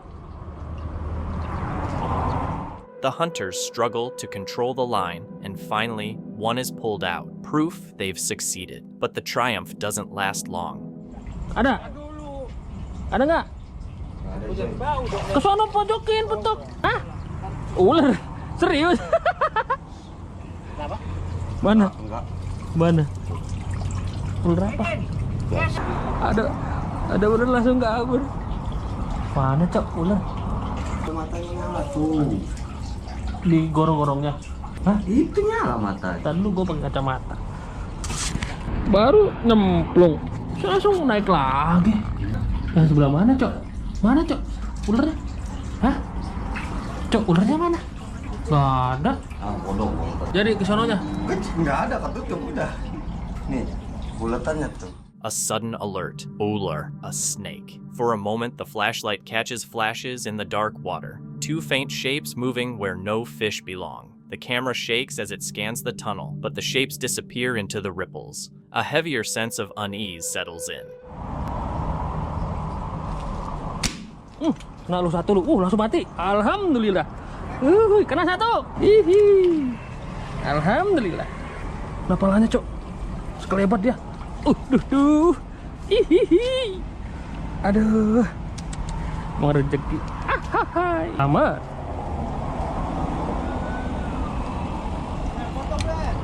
Cek. Cek. Yo, Some viewers wondered where the fish came from, while others thought recent floods might have carried them in. Some said the carp weren't wild, but had escaped and ended up in the culvert. Others focused on the gear, saying stronger lines and better lighting were needed, as broken lines and missed catches highlighted the risk. Without proper equipment, the culvert is even more dangerous. And if glowing eyes really looked back from the dark, was it just a snake or something else? By morning, the culvert gave up the carp, but what else might be hiding there at night? A fisherman was at the beach when he noticed strange lights shimmering across the water. At first, it looked like a single beam, but as he zoomed in, the shape appeared eerily human. He realized there were faintly glowing humanoid figures seemingly standing on the water's surface. As he focused on one, another suddenly appeared beside it. Since the area was already rumored to be near an alien base, the footage has led many to believe these glowing entities might actually be extraterrestrial beings. A man was spending a day on the water with his family when they took this photo. At first, everything looked normal, but on closer inspection, there seems to be an extra arm holding something in the frame. While camera glitches like lens flares or reflections can sometimes create weird shapes, this one looks oddly specific. So, what do you think that extra arm could be? In the small town of San Antonio, Pensacola, Mexico, fishermen came across a human-like bag in the Rio Grande River. Expecting a dead body, they were shocked to find a creepy ventriloquist doll with claw-like hands. Spooked, they shared it online and even tried to burn it, but it wouldn't catch fire. Locals thought it was cursed. Later, journalist Cesar Buenrostro explained that the doll was made of epoxy resin, which made it hard to burn. It was eventually destroyed after drying, but the origin of the doll and why it ended up in the river remains a mystery. In 2022, a Reddit user named ProfessionalHawk875 posted a strange photo taken at a Cape Cod beach. The image showed a figure seemingly emerging from the foggy waters and rising into the sky, an eerie, almost supernatural sight. Could this really be just a trick of the light or pareidolia? The shape looks so distinctly human. It has to be something, but what? A Reddit user named P. Ruthless shared a story about their dad, who loved watching the sunset from a levee along the Mississippi River in Louisiana. It was right across from an old plantation. One evening, while sitting there, he thought he saw something near the plantation and snapped a photo. At first, he figured it might have been a person, but when he looked again, there was nothing there. That feeling of being watched stuck with him and kept him from going back. On August 13th, 2025, the YouTube channel Pepper Steps, Outdoors, and Adventure dropped a very different kind of video. Known for covering long-distance hikes and solo backpacking challenges, Pepper was aiming to push herself further than ever. This time, it wasn't about relaxing or pointing out plants. It was all about speed, distance, and survival on the tough Tahoe Rim Trail. 65 miles, 10,000 feet of elevation gain, and just 38 hours to see if she could make it on her own. It is now 6 a.m. and I am starting my trek nice and early. This backpacking trip is going to be a little bit different than what I usually do, insofar as I'm not stopping for plant facts. Sorry, just this once. I am going for speed and distance on the Tahoe Rim Trail. Plan is to see how quickly I can hike 65 miles and 10,000 feet of elevation, and that's 105 kilometers and 3,050 meters of elevation. So yeah, it's gonna be a really, really fun one, and I'm really, really excited and also really, really nervous to challenge myself in this way. I've never done anything like this before. I mean, we'll see how it goes. It's 7:49 a.m. I've been hiking for a little under 2 hours, and I'm eating my first meal of the day. I'm having stroopwafels, almond butter, and dark chocolate, and I'm going to try eating at least a little bit once every 45 minutes to an hour to keep my energy levels up. And I'm also making sure that I drink a lot. And I've got electrolytes in my water Usually I don't drink a lot when I'm hiking. I like to drink a lot when I get there, but this time I'm really forcing myself to take little sips. So, happy breakfast. She started at 6 a.m., the trail still wrapped in the calm of early morning. Her goal was straightforward, 65 miles and 10,000 feet of climbing. After 2 hours, she made herself stop to eat, fueling up with Stroop waffles and almond butter. She knew her body would need more food every 45 minutes to an hour. Well, it's exactly noon and I have gone 18 miles exactly. And my initial plan was to stop today at 20-ish, but it's only noon. So I'm gonna see how far I can go. I have no idea how far I can go, but I know I have to go at least another 10 if I want to camp legally tonight. And I want to camp legally, obviously. So 12 more miles at the minimum for today. But you know, I'm feeling really good. I'm happy I'm out here, and I'm actually really surprised at how fast I've been going, which is great. And honestly, it's really hard to beat this amazing view of Lake Tahoe. Wow. It's 2:22 and we are 25 miles in. The no camping zone was actually a lot shorter than I previously realized, so technically I'm safe to camp now whenever I so choose, but I don't know, I feel like I just got a second wind, and I'm really curious to see how far I can go.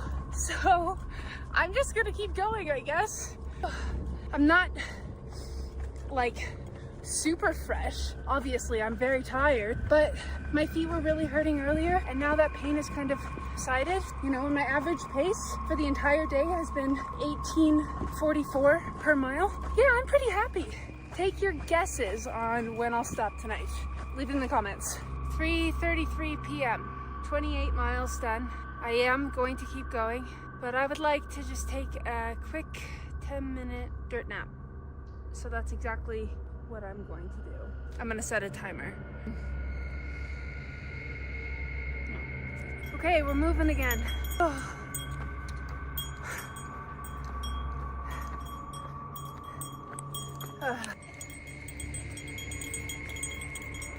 I'm just about at 30 miles and I have at least 10 miles until the next water, and I have 1.25 liters of water left. And I stumbled upon this and I was like, oh my god, trail magic, my very first trail magic at that. Except every single one of these is empty except for this one with some ominous, very ominous red liquid.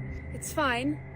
I'm fine and I'm safe and I'm okay. But you know, if you ever come across this and you take it of trail magic and you take some water from a cache, if you do finish a bottle, it's your responsibility to take it back. So I am kind of disappointed to see this much garbage. By mid-morning, around mile 14, she topped up her bottles with untreated water and added purification tablets, knowing it would take 4 hours before it was safe to drink. The extra weight slowed her down, but she kept moving, carefully rationing each sip. At mile 25, exhaustion started to fade, replaced by a second wind as the pain in her feet dulled. She pushed on, keeping an 18-minute mile pace. Then came the disappointment of trail magic. Bottles left by others were empty, except for one with a red liquid she didn't dare touch. Alone in the wilderness, even small acts of generosity felt unreliable. By nightfall, she had covered 40 miles, more than ever before in a single day. Her body trembled with fatigue, but she remained steady. One day of struggle for a lifetime of memories. Oh my goodness, do I have a story to share. We got to camp last night, got to filling up my water, then I went to go charge my phone, and I brought a bigger battery pack. It's 2,800 milliamp hours, or 28,000 I think. Uniquely, it does not have any Type-C, it only has Type-C to USB. And I have it Type-C to USB now, but I didn't last night. And so this is after I'm already set up in my tent and about to close my eyes, and I have 8% left, so I turned off my phone. This morning, thank goodness, I managed to Uber to a CVS to grab one of these. So I'm in town. And I gotta get back on the trail now. It was really hard walking back into the forest though, let me tell you. Oh, but we're doing it. We're doing it. It wouldn't have been so necessary to get my phone charged if one, you know, I wasn't hanging out with you guys, and two, I don't have any cash on me or any cards except for my ID. Don't be like me. Do not be like me. Oh man, that was really, really stupid, really careless. So always check your chargers, folks, because I have my Garmin charger as well, which is Type-C. So I can't charge that, but now I can. So that's good. Gonna try and finish strong today. It's like 8 now, so a little bit later of a start than I would want, but I'm alive, I've had food, and all is good. Mile 44, 4 of today, but 44 total. It's been all uphill and it's made for a really slow start, but I'm starting to warm up, starting to feel less sore, a little more human. You know, if I'm being completely honest, I really considered stopping going is because I troubleshooted for every single symptom that I felt back there. Tired, cold, sore, lonely, all of that. I wrote it all down, fully knowing, and there wasn't a single feeling that I felt that I didn't anticipate. And I have kind of like a mental stop in my brain.